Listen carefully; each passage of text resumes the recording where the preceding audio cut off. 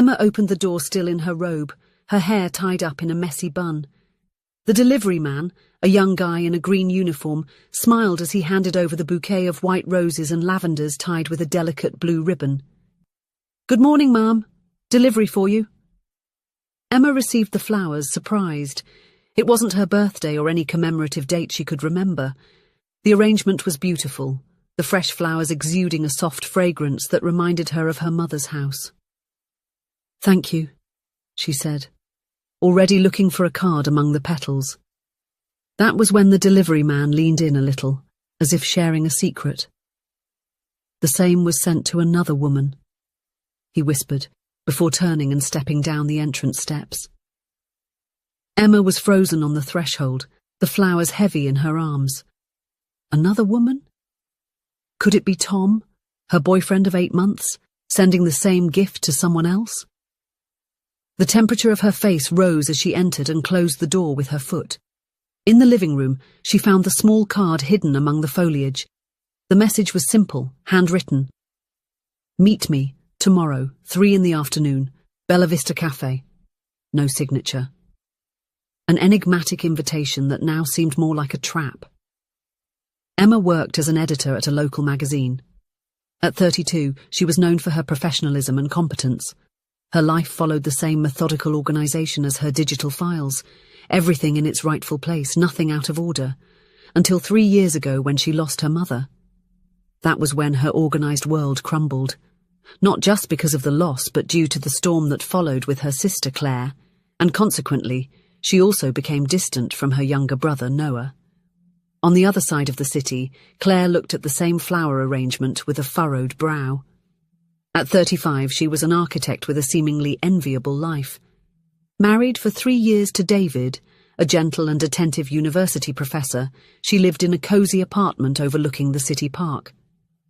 "The same was sent to another woman," the delivery man had whispered before leaving. Claire felt a knot form in her throat. After 3 years of marriage, could it be possible? David had mentioned before that marriage was the grave of romance, but she always thought it was just one of his literature professor jokes. Was there more to that comment? Upon finding the card, her breath caught. "Meet me tomorrow, 3 in the afternoon, Bella Vista Café." Claire knew Bella Vista Café well. It was 2 blocks from where she used to live with her family before she got married, before everything fell apart. Before the accusations, the sharp words that still cut like knives in her memories. She placed the flowers on the kitchen table, as if they were a strange, potentially dangerous object. She couldn't help but think, what if it was David? If it wasn't, who else could it be? Noah was looking at the old family house for the last time. At 29 years old, he was the youngest of the 3 brothers, now responsible for finalizing the sale of the property that had been home to so many memories. The peeling walls still held the echo of childhood laughter, but also of the last and painful days. He knew it was time to leave the house. He needed to move on, to another place. But his heart dragged his body, as if packing memories was more difficult than packing furniture. In his hands he held a yellowed envelope he had found in the last box, carefully folded under a pile of lace handkerchiefs that had belonged to his mother. The writing on the envelope was unmistakable, the delicate yet firm handwriting of Evelyn, his mother. "For my children." Inside, a letter written years earlier, as if Evelyn knew that one day her children would lose each other. As if she knew they would need a map to find their way back. Noah reread the letter, feeling the weight of the responsibility he now carried. His sisters hadn't spoken since their mother's funeral 3 years ago. He had tried everything. Individual talks, intermediary messages, even a disastrous Christmas dinner where Emma left the table before dessert was even served. He had tried to remedy the situation in every way, but nothing worked. The 2 strongest women he knew, reduced to strangers by the weight of grief and the impossible choices they had to make. Emma never forgave Claire for being absent during most of their mother's illness, accusing her of selfishness, of hiding behind her work while she took care of everything alone. Claire never accepted the medical decisions Emma made in their mother's final days.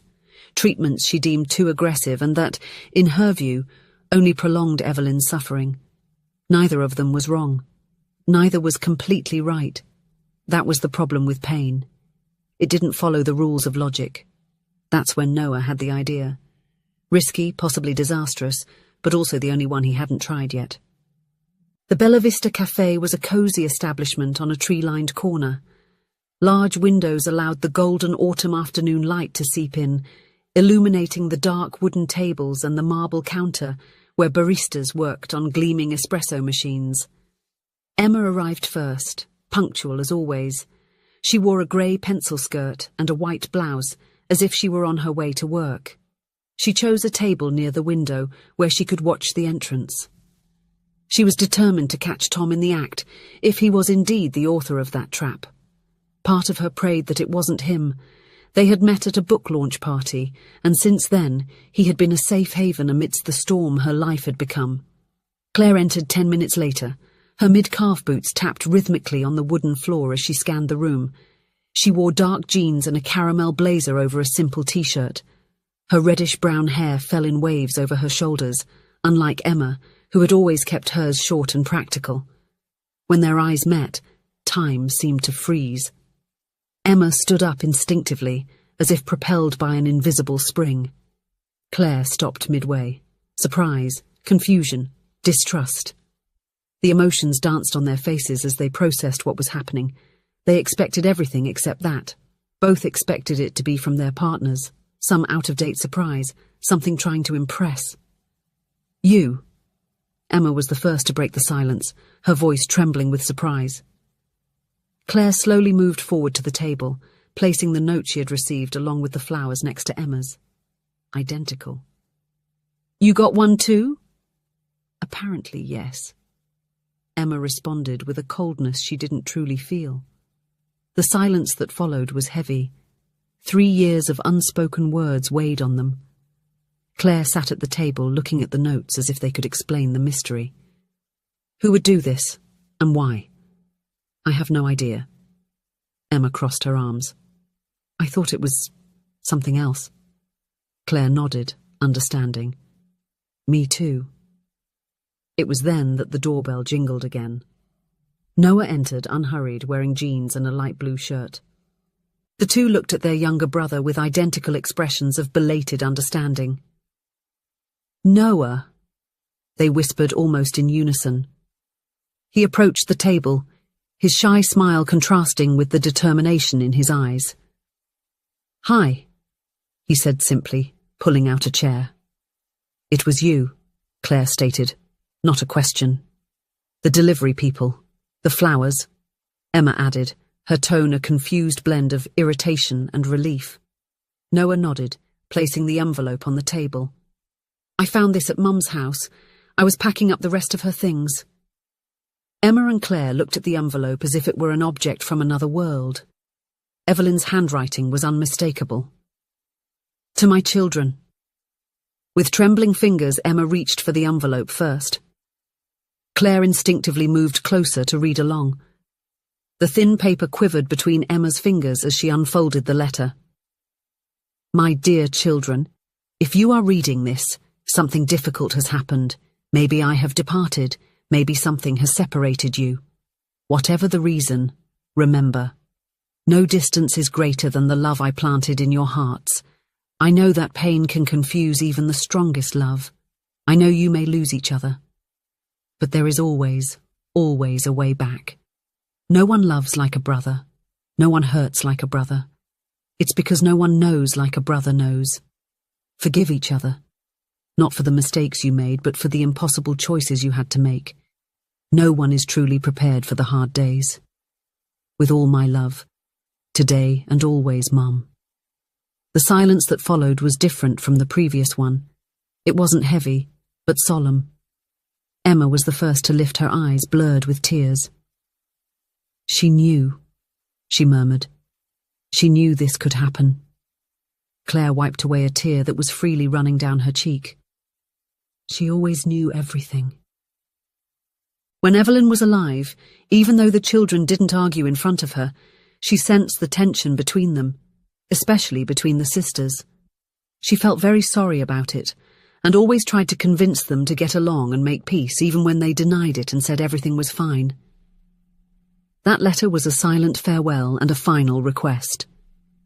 Noah watched in silence, his heart beating fast as he witnessed the first civilized dialogue between his sisters in 3 years. "I'm sorry," Claire suddenly said, her voice so low that Emma almost didn't hear it. "I'm sorry for not being there enough, for running away when it got hard." Emma shook her head, denying not Claire's words, but the guilt that came with them. "I'm sorry too, for the treatments, for insisting. I just wanted more time with her, but maybe that was selfish." "It wasn't." Claire reached for Emma's hand across the table. "You were just trying to save her, like you always tried to save all of us." For the first time in years, they really looked at each other, not as adversaries, not as strangers, but as what they truly were. Sisters, imperfect, hurt, but still bound by a connection that neither time nor pain could completely erase. Noah felt the knot in his throat loosen. He finally understood why he had felt that urgency upon finding the letter. It wasn't just about honoring his mother's wishes, but about saving what was left of his family. "She sent me flowers with a card that said, 'Find me,' but the delivery person whispered, 'He sent the same to another woman.'" Emma repeated, now laughing through tears. "You should write novels, Noah." Claire also smiled, squeezing Emma's hand. "He always had too much imagination." Noah shrugged, satisfied. "It worked, didn't it? You're here." "We are," Emma agreed, looking at Claire. "And I think it's time we did." That was the moment when 3 broken hearts finally began to heal. There would be no easy answers or immediate reconciliations. Life rarely offers such simple endings. But there was a beginning, a new beginning. And as Evelyn had written, there is always a way back when love is strong enough to light the path. Noah called the waiter and ordered 3 coffees. He had a feeling they would be there for a long time. There were 3 years of stories to tell, bridges to rebuild, and a family to reunite. Outside, the first autumn leaves were falling, gently swirling to the ground. Inside the cafe, 3 siblings were finally finding their way back home. If you enjoyed the story, please leave a comment with a rating from 1 to 5 to show how much you liked it. Also, watch the video that is now appearing on your screen. See you soon.